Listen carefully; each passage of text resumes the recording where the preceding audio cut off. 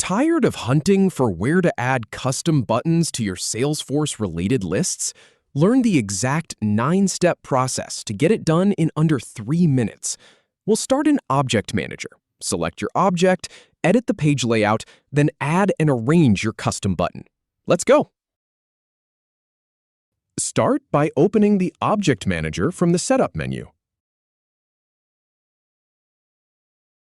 Then select the object you want to modify, such as case, contact, lead, or opportunity. Now click on Page Layouts to open the layout you want to edit. Go ahead and click on Asset Layout to proceed.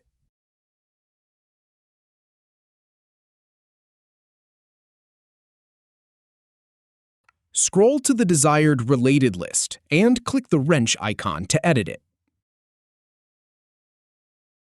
Next, add the custom button by moving it from Available Buttons to Selected Buttons. Once you've moved it, click Add. Then click on OK to save your changes. And that's it! You've successfully created a custom button on a related list. If you have any feedback or if any info is inaccurate, please leave a comment below. We'll do our best to answer or redo the video if needed. Thanks for watching.